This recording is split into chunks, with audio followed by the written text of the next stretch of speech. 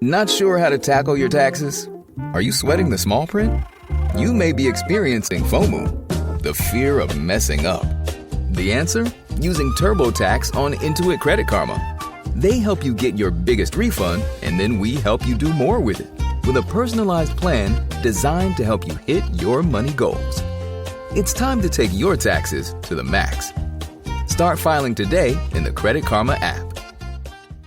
This is the Cats Roundtable with John Catsimatidis. Everywhere around the world, they come to America. Every time that flag's unfurled, they come to America. Good morning, America. This is the Cats Roundtable. John Catsimatidis here. We have Dr. Peter Michalos, Live Long and Prosper. Lynn Shaw, worried about our kids. Roger Perino, he was a detective, and he has a new show on Netflix called Homicide. Bonnie Brady on what's going on with those windmills. Newt Gingrich, the former speaker. Alison Pataki, talking about her new book. Jack Schlossberg, President Kennedy's grandson. And let's go first to John Solomon and some of the things that are going on in our country that need national attention.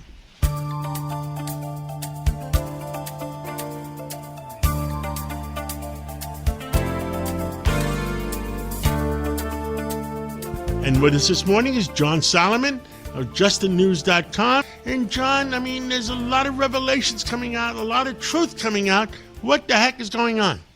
I think a lot of truth that was denied us for a long time is now coming front and center, and that's good for the country. It's good for getting it fixed, the things that we are concerned about, weaponization, foreign interference in our elections. The big revelation today is that the U.S. intelligence community, the National Security Agency, declassified some intercepts that show that in late 22, going into the 2024 election, as Joe Biden was ramping up his attacks on Donald Trump by trying to get him prosecuted, the Ukrainian government of President Zelensky was talking to USAID workers. That's the American Foreign Aid Agency, trying to route a large grant to Ukraine that would be routed through and back to the United States and then laundered into Joe Biden's campaign and the Democratic National Committee. Now, these are raw intercepts. They're of government officials that we monitor all the time inside the Ukrainian government. Even though it was an explosive revelation, it never got investigated at the time. But now Tulsi Gabbard has found out about these from a whistleblower. Initial intercepts have been declassified. We've put them up for everybody to see. And there's now a full-scale investigation, beginning with asking USAID under Donald Trump to go back and see if they can find the emails and the grant, and did it happen? Was taxpayer money routed and laundered into a Democrat's campaign? We don't know yet. We know they were discussing it. They had a plot. It was a fully formed plot, a lot of detail to it. It's going to be this amount of money, this type of grant. These are the American companies that'll route the money when they get it. And there's going to be several subcontractors between. So the plot was fully developed when the NSA intercepted these conversations. But we don't know if it actually came to fruition. And that's where Tulsi Gabbard now is starting an investigation. I think that's the biggest and latest of a large series of declassifications recently that are giving us some sign of what's going on in the intelligence community. Some examples of turning the other way when a Democrat is accused of wrongdoing. Some examples of ignoring threats to our election system, like the Chinese hacking into certain voter registration databases in states. You see that politicization that John Ratcliffe says he's determined to stamp out, but in an earlier era, it does seem to have been very, very prevalent. Did this always happen, John Solomon, or just in the last 10 years? Again, I never would have imagined 12 years ago that you and I would ever have a conversation like Russia collusion or a Ukraine intercept of a foreign power working with taxpayer workers to maybe put the thumb on the scale of an election. But what we've been through in the last 10 years seems to have exposed a cancer. Somewhere, it appears in the Obama timeframe, the intelligence community got stacked with partisans, not career intelligence people that just wanted to protect the country, but people who might use the tools of the intelligence community to further their political ideology or their party's interests. And I think that once those people got embedded, it set in motion a 10 to 12 year run of things that we're now seeing. Prosecutors spying on Congress. I mean, that's not even in doubt anymore after the Ron Johnson, Chuck Grassley documents last week. 14 members of Congress were being spied on. President Trump's chief of staff and his FBI director were being monitored by the FBI and their phone records taken. It looks like the worst moments of Watergate became not an abnormality, but a normality inside these agencies. And I think until, Reagan used to say, personnel is policy. Until these agencies are cleared of people who think that putting party before country is a good thing, we're going to have more of this. And until the people who did this are punished, there's no deterrence. And so I think the challenge for Donald Trump, you got to get some people punished. That seems to be underway in Florida now. And you've got to root out the people that did this, expose what they did, get right with it, and then create a new system for the future. Getting right, this week, something very important happened. The U.S. government settled with retired General Mike Flynn, gave him $1.25 million, and acknowledged that when he was pursued under Russia collusion, it was a political prosecution, not a criminal prosecution. Those are little things, but they send big messages to the American people that we're starting to fix the system. In California, were you involved in that scandal that's going on with the votes, 600,000 votes or something? I mean, I'm aware of the allegation. We haven't looked at that. I'm working on another California story that I think will be big in the next 10 days, where a foreign power may have been directly working with a California significant political figure, someone who's very prominent and very influential in the world. And so when we get to the bottom of that, we see it. California is a gold mine of opportunity for accountability. We know there's a lot of welfare fraud. We know there's a lot of entitlement fraud. We know there's concerns about the way they do their elections. We know that there are concerns that their voter rolls are dirty. That's why Harmeet Dillon is fighting to get access to it and clean it up. So I think California is going to be the land of gold when it comes to a discussion about accountability. The specific election allegations out there, I have not been able to get a deep enough dive yet to make an assessment whether they're true or not, but definitely aware of them. What are the things that you're going to be looking into in the future? I'm going to put a radar mark on one thing. I think we all should be keeping our eyes on the Miami U.S. Attorney. Jason Quinones has been given the task of looking at the decade of weaponization and figuring out what crimes committed and who should be prosecuted. And as that goes on, we continue to have new things sent his way. This week, the head of the Federal Housing and Finance Administration, Bill Pulte, sent 2 criminal referrals for New York's top cop, Letitia James, the Attorney General. He's going to get that case. That case alleges that she may have committed insurance fraud by filling out a false application for homeowners insurance. But all things are centering now down in one prosecutor. He's sort of going to be the government conduct prosecutor. And 2 things happened very quietly in Washington last week. The House transmitted a whole bunch of evidence about John Brennan, the former CIA director, and the Senate was asked and agreed, they just haven't done it yet, transmitted their evidence. That is a clear sign that the Miami U.S. Attorney's Office is investigating him on the 2 counts that Jim Jordan referred him for, which is lying to Congress and obstructing a congressional investigation. If John Brennan were to be the first significant indictment of the weaponization investigation, it would have a really profound effect. All signs are indicating that a decision on whether to prosecute him is just a few short weeks away. And I think that will be the moment where people who want accountability are going to have a moment of catharsis, and those who are trying to keep this covered up or think that it's a political retribution campaign, they're going to be pretty upset on the left when they see this. But I think that if I were going to put a circle on the map for anyone right now, it's Miami. I think that is the place where weaponization and criminality will be decided. Well, John Solomon, thank you so much for everything you do, and we'll catch up again real soon. Sounds good, sir. The Cats Roundtable. We have a special guest today, and his name is Jack Schlossberg, John Kennedy's grandson, who's running for Congress on the west side of Manhattan and in parts of the east side, too. Jack Schlossberg, tell us about yourself. Oh, I'm so happy to be here. Thank you so much for having me. Well, I'm Jack Schlossberg. I'm running for Congress in the place that I grew up, Manhattan, New York's 12th Congressional District. I'm 33 years old, And I'm running because I believe in politics. I still believe in politics. We're divided right now, probably worse than we ever have been. But I still believe it can get better, and I think that we got to get some common sense back into our politics. Right now, there seems to be a lot of common sense lacking in Washington, where they rather argue with each other than make peace with each other. I couldn't agree more. I feel like we all see the problems. We know that there are some answers out there. Why can't we get more done about it? I think part of the reason is we got a lot of people who just want to hold on to power for power's sake. I'm running because I believe I care about our country. I care what happens to this city, New York City, and I think it should have a representative that thinks simply, not make things too complicated. Doesn't want to fight, but wants to get things done. You're only 33 years old, but the Democratic Party is looking for leadership. And are you ready to take the leadership of the Democratic Party? Absolutely. I think a new generation has always been what our country needs. We need a new generation to step up with new ideas, creativity that sees things differently. I may be young, but I've got a lot of experience. I'm a lawyer. I went to business school. I worked at the State Department. I worked in Japan as one of the only Americans as a Japanese company. And I started my own production company that does pretty well in the last couple of years. Now, that is great because it teaches you about politics and how to act. And because most politicians are actors, too.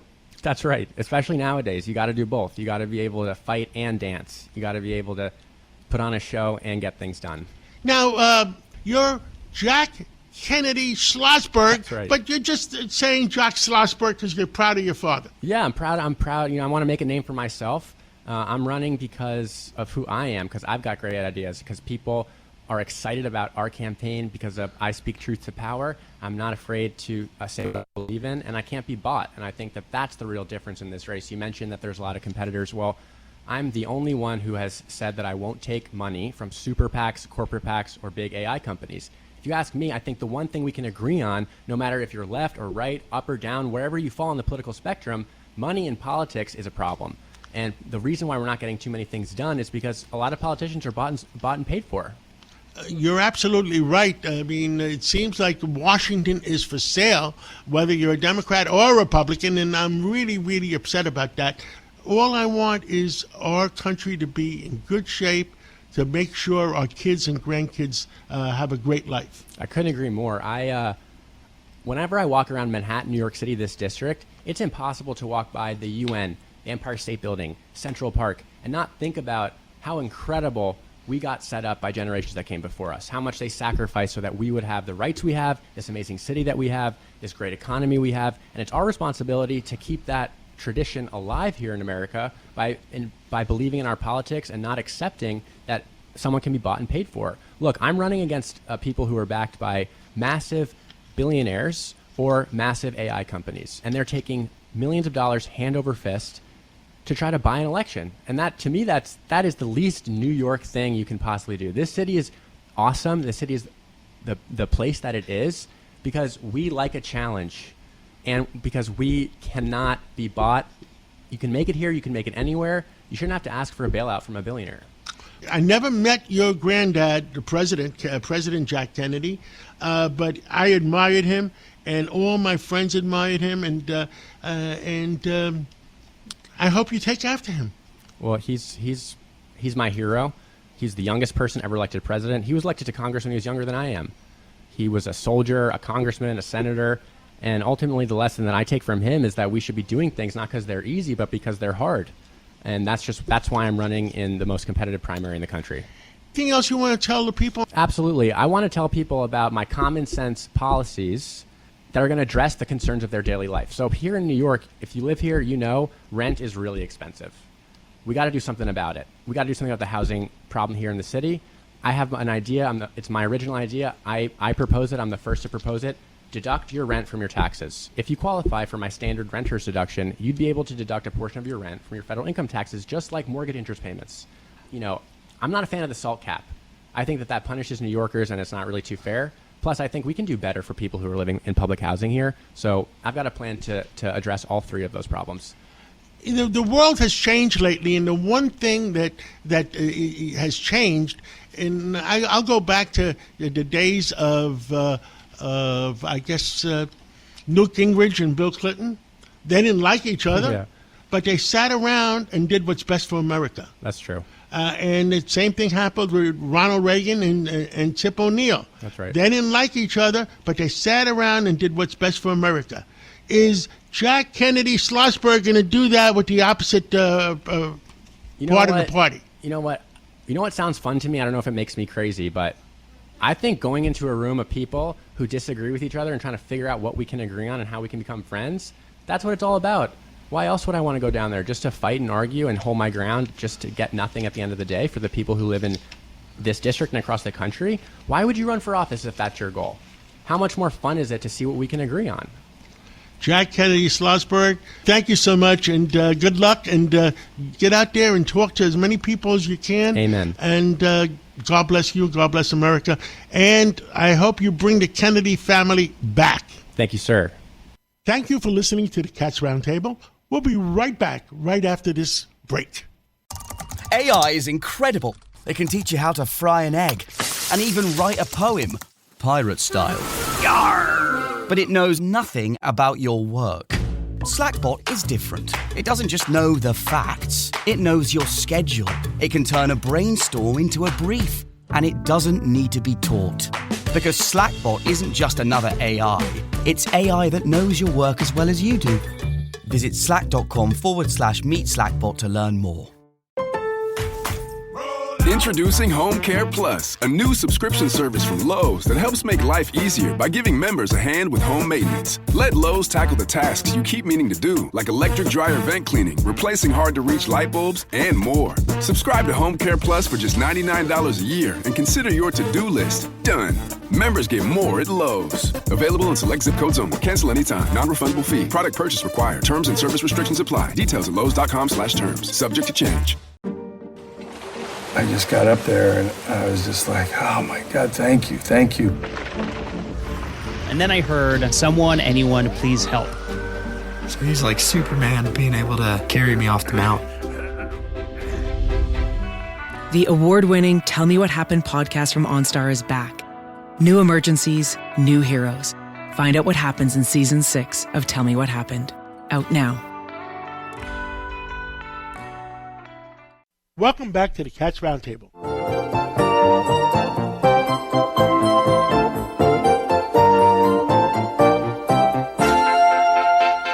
With us today is Dr. Peter Michalos.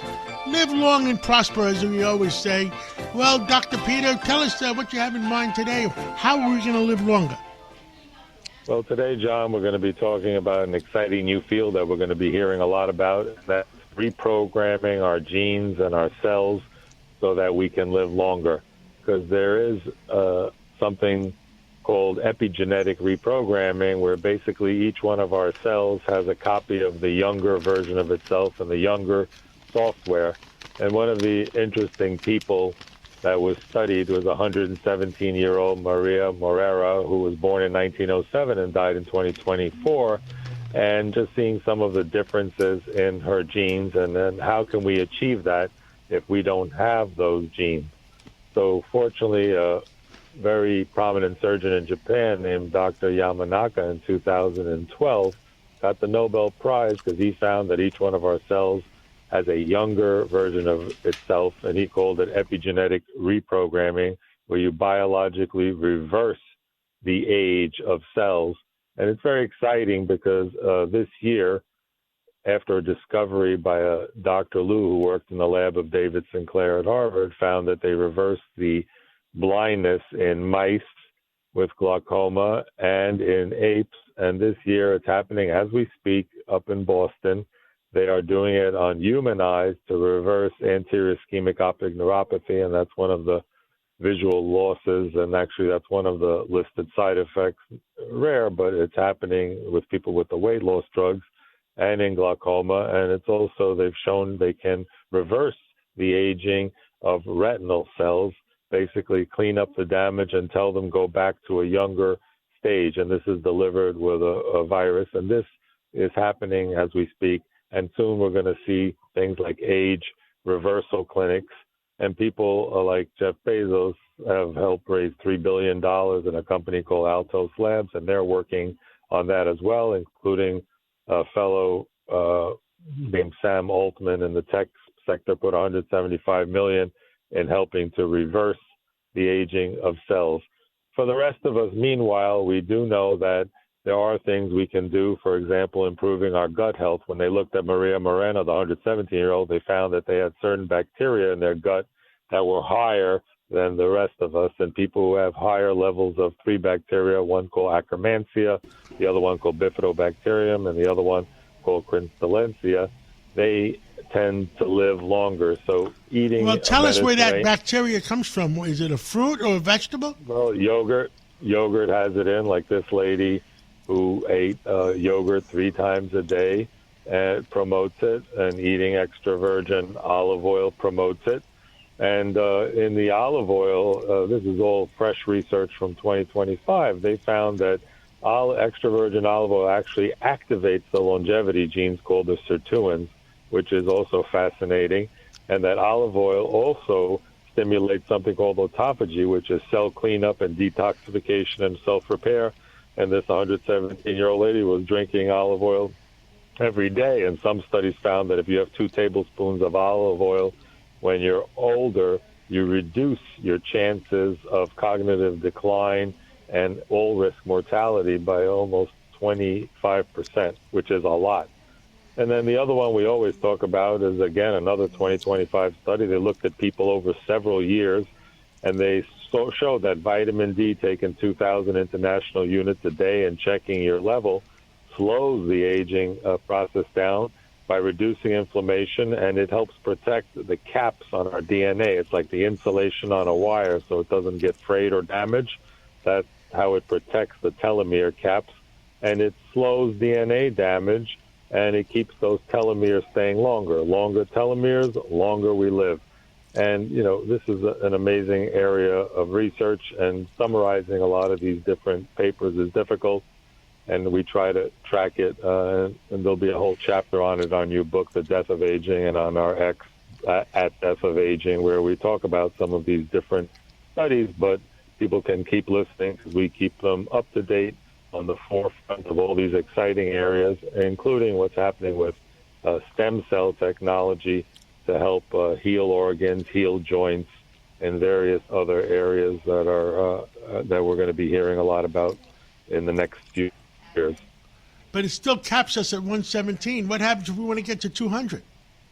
Well, the thing is, it's not only the 117. It's not about the lifespan. It's about the health span. This lady lived to be very healthy until, you know, into her hundreds. We don't know what the cap is going to be, especially after this OSK technology.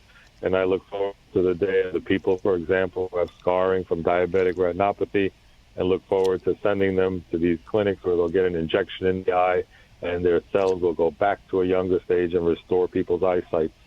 Well, I'm looking forward to it. Thank you, Dr. Peter Michalos, and we'll catch up again real soon. Thank you, John, for always getting the truth out on the Cats Roundtable. The Cats Roundtable. With us today is Bonnie Brady. And what is her number one thing? The windmills in the Atlantic Ocean. Bonnie Brady, what the heck is going on with those windmills? The latest breaking news is that Green Oceans, which is an environmental group out of Rhode Island, along with the New England Fishermen's Stewardship Association and 2 of Indian tribes from Rhode Island and some citizens, are suing Bureau of Ocean Energy Management because of the Sunrise Wind Farm on Cox's Ledge. That is, you've heard me a zillion times say, the one with an open-loop cooling water intake system that is going to be taking almost 8 million gallons of seawater daily, sucking it up, injecting it with bleach, and then releasing it as 90-degree effluent into the water column on a habitat area of particular concern on Cox's Ledge. Yes. That is not good at all. In Cox's Ledge, which is an area of particular concern, it is a cod spawning ground, right whales, you name it, everything lives there. Well, it used to. And they're sucking it up daily. They're using it to cool this high-voltage AC to DC converter station for the cabling that's going to come on land at Smith Point County Park. And then they're going to release the water after they use it to cool the system as 90-degree effluent into the water column because larvae love a good leach jacuzzi, basically. It's insanity, and it should have never been approved for a variety of reasons, but most importantly, the Clean Water Act, which is run by the EPA, says for any system that they use that does that on land, remember, because this is in the middle of the water out in the ocean, on land, if you had more than 2.6 million gallons of seawater daily, you had to do something called best technology available to prove it, to allow it to happen. They used the step down and said, well, but we don't have a law, so we're going to use best professional judgment instead. They knew when they approved it under the Biden administration, it was a lower bar, even though any other facility that was right at the end of the water line for whether it's a, gas turbine or nuclear or anything over 2.5 million gallons has got the higher bar. No problem. No, see it, don't worry. So it's a real travesty, and I'm thrilled to death that New England Fishermen's Stewardship Association is part. As you know, I got the job now as the policy director, and we've got a couple of the tribes. We've got a variety of fishermen from different states that are all going to be terribly affected, not only because their fish that they catch will obviously be affected by the billions of organisms that will be killed as a result of this process, but also because the marine radar won't work. So God forbid they have a problem with their boat, the search and rescue capabilities of the Coast Guard will be limited dramatically. And in addition, they have to worry in general about flipping their boat if they catch a cable, a 345,000-volt cable that's going to go, I believe it's something like 80 miles from the site of where they put up these monstrosities all the way into what was once a great county park, Smith Point County Park. It's by the memorial to the Lockerbie plane that went down. People camp out there, they go fishing there, and now they have to worry about a 345,000-volt cable under their beach. I can't believe what they're doing to the ecology of the Atlantic Ocean. I can't believe what they're doing to these stupid windmills that is really not pro-environment. It's against the environment.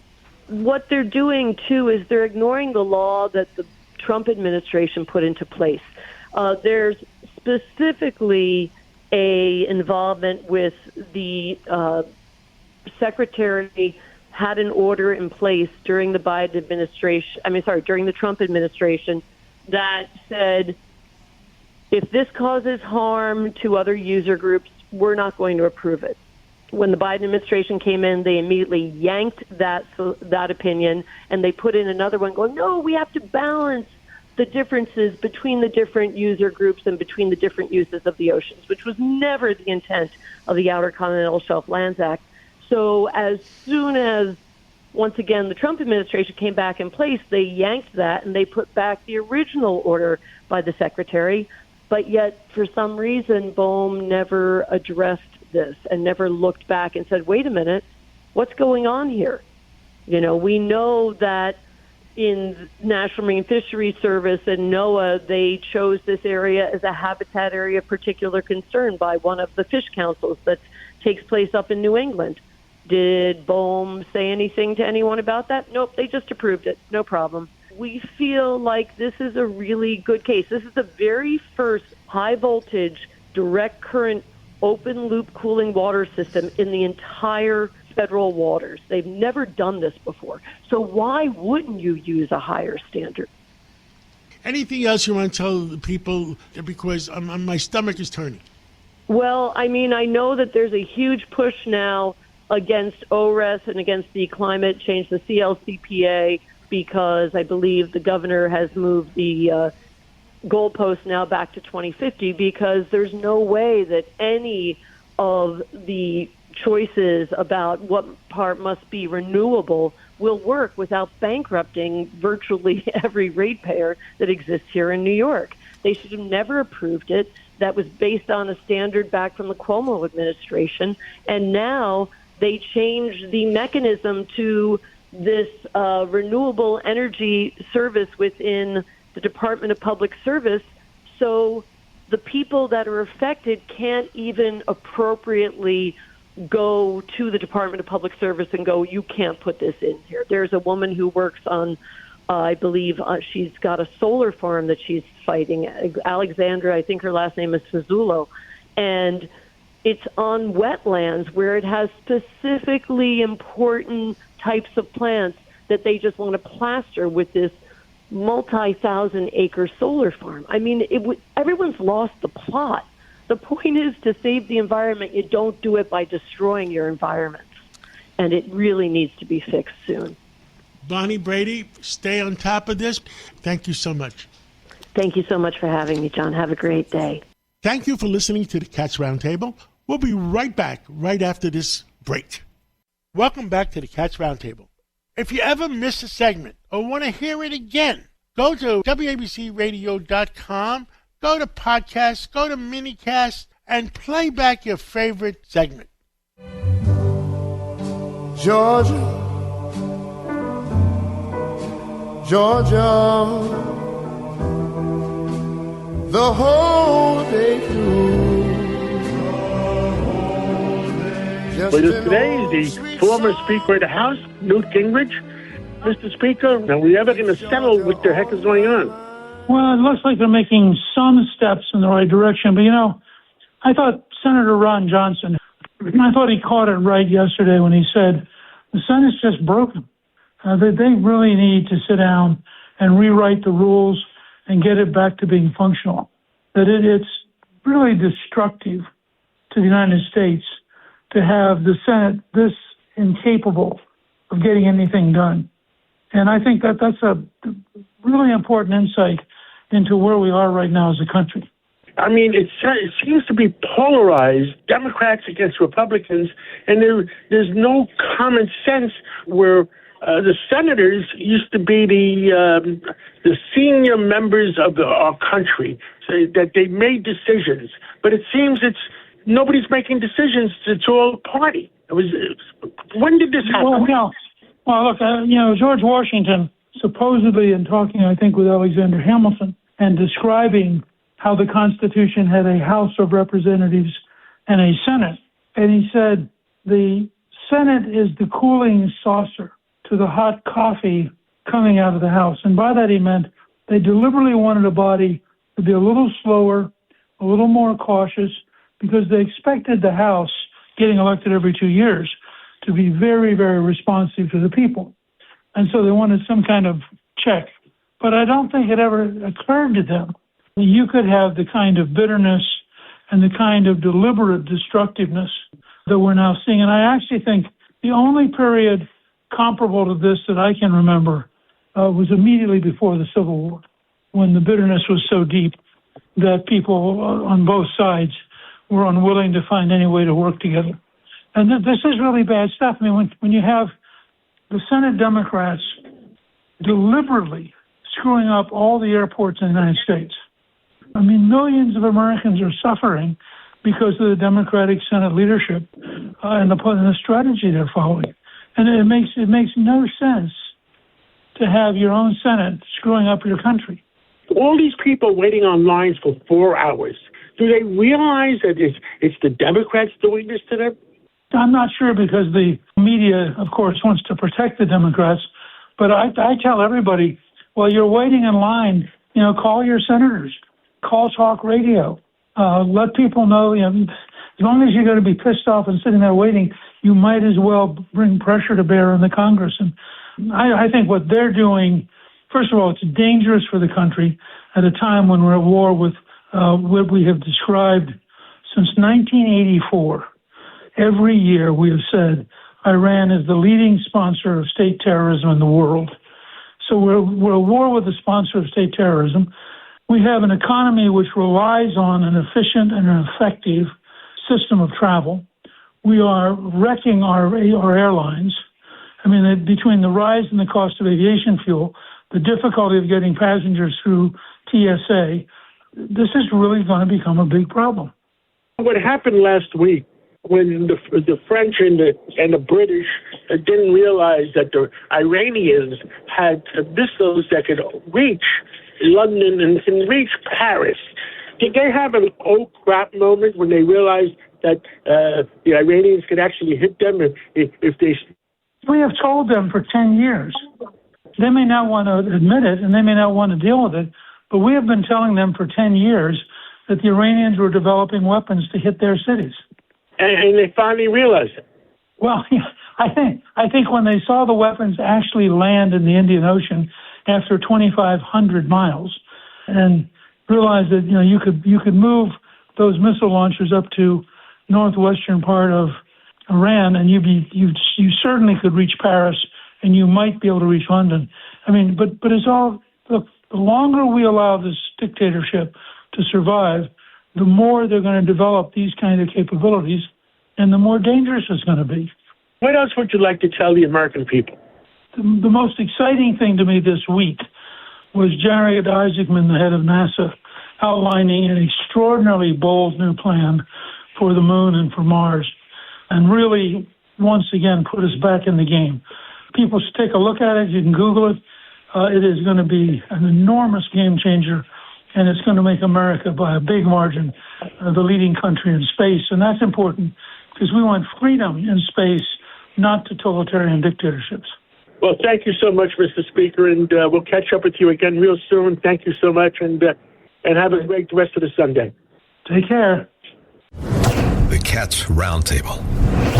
With us today is former acting U.S. Secretary of Homeland Security, Chad Wolf. Mr. Secretary, are we winning or losing? Well, it's a great question. Well, thanks again for having me on. I mean, we're going into a fifth week of a DHS shutdown of the Department of Homeland Security not being funded by the Congress. And I think that's exactly the wrong time when we have threats not only overseas but at home and long airport wait times. You know, we have a lot of passengers that are frustrated because it appears as though the Democrats want to make a point and not actually offer up solutions. And so time and time again, they vote against funding DHS because they're upset with ICE. And yet I don't think they're getting any of the reforms that they've asked for. So what it feels to me is more like a public statement in politics than it is actually trying to fix things. And the only one that appears to actually wanting to solve this issue is President Trump. You know, right before we started our conversation, has signed an executive order to pay TSA agents, which is not an easy thing to do. And but he's trying to solve the issue for the American people, and I think the Democrats want to use it as a political issue. And I think a lot of them are trying to do it by acclamation so they don't get credit for voting to end the problem. And do you think they want to do it before Passover and Easter happens? Well, I think they do. Obviously, the Senate has left. I think they're on a 2-week recess. The House is probably not far behind, and they know that if they don't do it now, then they're likely not going to do it for at least another 2 weeks and probably longer. They also know that a lot of their constituents travel, and they are seeing some pretty significant wait times. So, again, it's okay to have policy differences with the administration, which clearly they do regarding immigration enforcement. But holding the rest of the department and the traveling public hostage because you don't like immigration enforcement policies, I think it's a bad approach. It's a bad solution to try to achieve. The reason for wanting to settle it now, in one way or another, is because they don't want people waiting on lines and thinking about that they're causing the problem. Well, I think that's right. I think if you're waiting in line over the next 2 weeks, you're thinking, why is the United States Senate and the House not working on this issue? Instead, they're back home. They're on recess. They're on a Easter and Passover recess. The optics there are not good either. So I think that's obviously what they're dealing with. And the Senate, before they left, they decided to fund all of DHS except for ICE and Customs and Border Protection. The House has rejected that, it appears, and wants to fund the entire department. I don't know that there's enough votes in the Senate for that, but that's something that they're going to have to work out. So you got many hotspots. Iran, Ukraine, with Russia. China is getting enough oil because President Trump was smart enough to make sure they have enough oil so that doesn't become a problem. Cuba is going to be a problem sooner or later. Yeah, obviously we've got an ongoing conflict with Iran. I think the president, talks about this almost daily, which is, just a great change versus what we had with President Biden, which you never really knew his views on much. And he's been very clear from the start, right? They can't have a nuclear program. And he's been very, very clear about that, even in the first term. And even before he held public office, he would talk about this. And so that's where we're at. I think we are 26 days into the conflict. I think at the beginning he said 4 to 6 weeks. And as far all as I know, that we're on target for that. And so this is an effort that I think, while a lot of people may have questions about it, and then may say, hey, we don't want our troops in harm's way, I think the overall goal here is to make sure that we take an adversary who is a state sponsor, the leading state sponsor of terrorism, who wants to kill Americans almost on a daily basis, that we take their capability off the map and we give the people of Iran the ability to choose their own leaders and not a corrupt regime. So it's not done yet, but I think the president's made some great progress with Iran, and of course, he talks about them wanting to negotiate. So I'm sure that's in the background happening as well. Anything else you want to communicate to our people? I mean, everybody's scratching their heads. The stock market is all over the place because there's insecurity. You have anything else to say on that? Couple of things going on. Obviously, there's the events overseas that are happening, but as you indicated, I think most Americans, if you look at a lot of the polling, care about things that affect them in their pocketbook, and that's always been the case. And I think that continues to be the case today. And the president can walk and chew gum at the same time. I don't give in to the criticism that he's lost his focus by doing these events in Iran. I think you can do both. You can make sure that our interest overseas, as well as our folks here in the U.S., are protected by actions overseas, while at the same time working on a number of domestic issues which the cabinet is focused on. Mr. Secretary, thank you so much for coming on and filling in the American people. Thank you so much. Absolutely. Thank you. Thank you for listening to the Cats Roundtable. We'll be right back right after this break. Welcome back to the Cats Roundtable.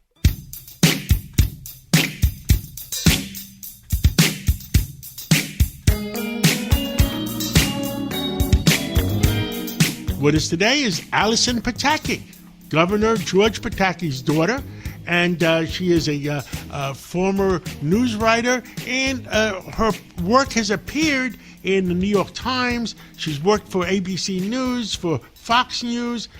Allison Pataki, you wrote a new book, and it's called It Girl. Tell us about it. Absolutely. Well, thank you for having me. Yes, I have written my 11th book, and this is a historical fiction novel that is a real New York story. It is crime and the scandal that was known as the crime of the century, and it all revolves around this real group of people who lived in New York City and in New York at the dawn of the 20th century during the Teddy Roosevelt administration, and it's inspired by the life of Evelyn Nesbit, who was the Gibson girl. She was a showgirl. She was one of the first Broadway superstars, and she really defined this pop culture idea of the it girl, the sensational, self-made female celebrity. She was kind of the first of the kind. Before Marilyn Monroe, before Taylor Swift, there was Evelyn Nesbit, and my novel is inspired by her life story. It's titled It Girl, and it came out just this month. The difference between a novel and a biography, what would you say the differences are? Absolutely. So I love reading biography. I rely heavily on firsthand sources and biography, and in particular Evelyn Nesbit's memoirs in writing this. But then I write the story as a novel. So I write it as an invitation to readers to enter into this story in a way that hopefully feels entertaining and immersive while you learn a thing or two in the process. Hopefully, that's what a historical novel can do. It can be an entry point into history in a way that hopefully reads like page-turning fiction that will transport you into this story. Because we all want a transportive read at this point, right? Whether we're on spring break or we're traveling or we're just hunkering down waiting for spring, this will hopefully be a novel that will sweep you away to this really interesting time and place, and you'll learn a thing or two in the process. Obviously, you understood this lady and admired her. it's turning out to be a woman's world. What other people do you admire in whether it's politics or whether it's in entertainment? Absolutely. Well, I love it. You know, we joke that it's called Her Story, which is like the female perspective of history, and it's going back into these moments where we've learned about the history, we've learned it in school, or maybe we know the names of all the men who were there. And in the case of It Girl, with Evelyn Nesbitt's story, it's going back and giving her the voice to talk about this huge moment in time. It was known as the crime of the century. It involved Stanford White, the iconic New York City architect. It involved basically the who's who of New York high society at the time. So now it's really telling Evelyn's perspective. And I loved hearing her voice and telling her story. And, I love all historical fiction that sort of lifts up kind of these forgotten voices of the past. So I've also written about Marjorie Merriweather Post. That was one of the books I wrote about, titled The Magnificent Lives of Marjorie Post. I've written Finding Margaret Fuller, which is another great New York story. A lot of it plays out in New York with this iconic woman, writer, thinker named Margaret Fuller. And I just can't get enough of it because I feel like history is the furthest thing from boring. It gives us the best raw material for storytelling, for lesson learning, for perspective, for wisdom. And I think now more than ever, it's really important that we celebrate our history and we celebrate these figures from history. Well, we always say history repeats itself, and I really I'm a firm believer in that. And if we study history, we'll know what's coming in front of us, too. Exactly, and maybe learn from the wise examples of those who came before us. Is the book out? Where can we buy it? Yes, absolutely. So the title is It Girl by Allison Pataki. That's me. It's out everywhere books are sold, so your favorite indie bookseller. You can get it online. You can get it at a bookstore. And people can find me at my website, AllisonPataki.com, or they can find me on social media, all the places like Instagram, Facebook. It's just Allison Pataki. And I'm traveling all over the country and touring and talking about this book. So I hope readers will check out It Girl. Look forward to seeing you and your dad. And God bless you and God bless America. Thank you so much. Thank you. The Cats Roundtable. With us today is Roger Perino, a retired lieutenant commander of detectives in the NYPD and much decorated. Roger received the Medal of Valor from the mayor and police commissioner at that time, and he's a star. Well, he's on Netflix, and the name of the show is Homicide, and it's made by the famous producer Dick Wolf, who does Law and Order.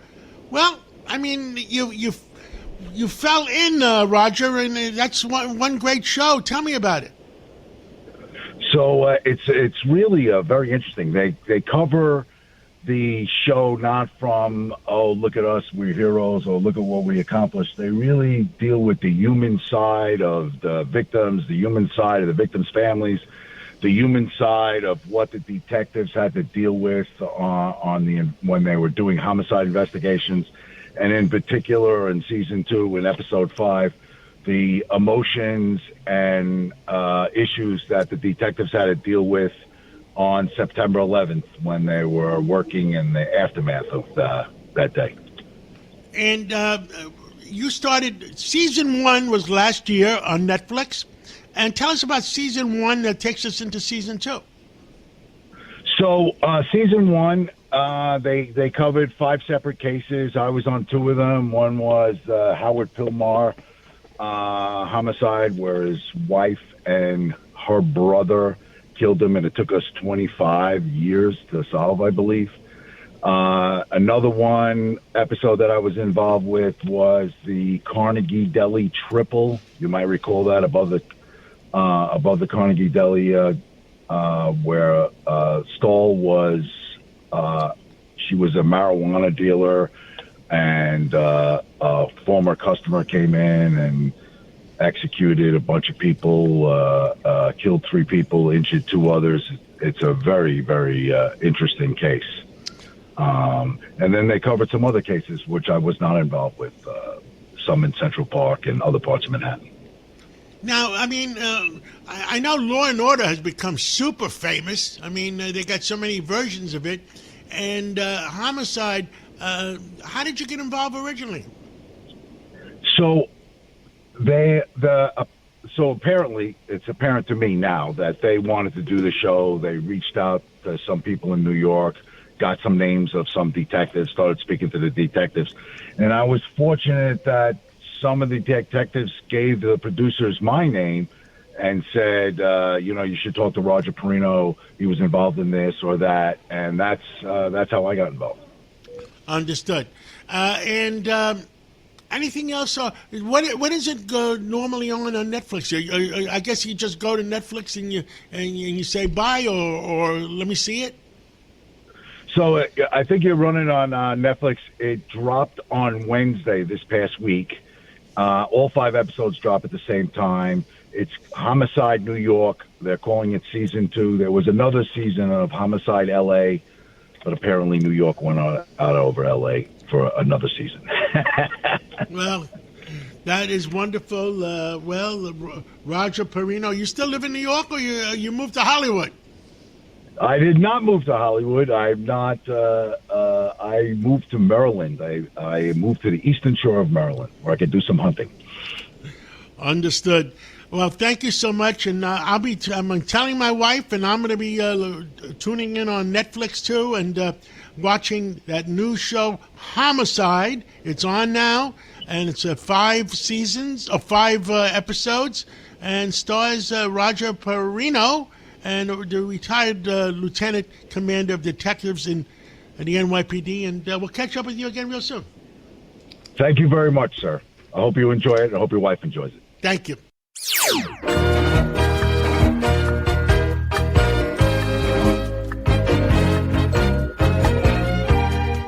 Well, like every Sunday, Lynn Shaw is with us. Lynn's Warriors. What are you doing to help our kids this week? John, good morning. You always bring up AI, artificial intelligence, to me, so you know what I'm going to tell you about? This week, an exciting launch of a new coalition in Washington. It's all about AI and our kids and the urgent fight for safeguards, accountability, and protection. It's called the Alliance for a Better Future. And you know, John, it's just time. It's overdue for American renewal. We need to build AI for American families shaped by our faith, shaped by our common sense, and securing our American freedoms, because technology can protect children. We're great believers in ethical technology. We don't want to ban it. We want to have good technology. It needs to protect kids. It needs to empower workers. We don't want to lose jobs. And it needs to strengthen our nation. If we have the courage to step forward, work with big tech, fight against big tech, and help govern it and guide it. So we're here today to say, wake up, America. This artificial intelligence, it is no longer coming. I am tired of talking about that. It is here. It's in our homes already. It's in our children's phones. And it's inside already our most private thoughts, because we are seeing, and we've reported right here on the Cats Roundtable, such disturbing things as, our parents are testifying in front of Congress about these AI chatbots, these little machines that have engaged our kids in conversation about self-harm, coaching them, John, coaching them even towards suicide. I mean, this is totally unacceptable. So at the same time, and it's been in the works for a little bit, but we didn't want to let the cat out of the bag, a brand new coalition called the Alliance for a Better Future. And that website is Better Future AI, because we want to bring together, and we have formed this coalition that is full of not only parents, technologists, and policy leaders. We want to make sure AI is serving families, not exploiting them. It's here. We can't get rid of it. So let's work with it. And this should stop everybody cold, John, because we have such polling behind this in studies, and we know that close to 90% of Americans believe AI should never be involved in our kids' lives and discussing with them anything about suicide, self-harm. We also know that about 90% also of Americans believe companies, big tech companies, should be held liable if their technology harms a child. Sounds reasonable to me. So, listen, the people are not confused anymore. More people are stepping up. More people are understanding. But our parents, our Americans, they want protection. They want accountability. They want their kids safe. So we're on the front lines. We want everybody to get on board with all of this. You can join our coalition. You can also talk about this with your groups. go to linswarriors.org, report all of this information. Utilize your platforms for good, because this is not abstract. We're not talking about, AI is not theoretical. It's here, and it's about kids and real children and families who never thought, John, any of this harm could come because a kid is on their phone or on their laptop at home under their own roof, and these harms and this predation and exploitation is happening. We're not allowing it. So we're standing at something right now. We want everybody to speak up. We believe awareness is protection. We want to inform everybody. Communities must come together. Again, we don't want to stop innovation, but we want to make sure this new innovation does not come at the cost of our kids, our future American adults, and leaders. We want everybody to stay informed, stay engaged to protect our kids. BetterFutureAI.org. Sign up. More announcements will be forthcoming in the next week. We want everybody to be a warrior. Lynn Shaw, thank you so much, and keep doing what you're doing, because our kids need help, because their SAT scores are lower than they used to be. Another show, K through 12 across America. Every grade is failing academically. We got to work on that as well. Thank you so much. Thank you for listening to the Cats Roundtable. Every Sunday morning, we'll bring you the latest in what's happening in our community, our country, and the world. Enjoy the rest of your weekend. Have a nice Sunday.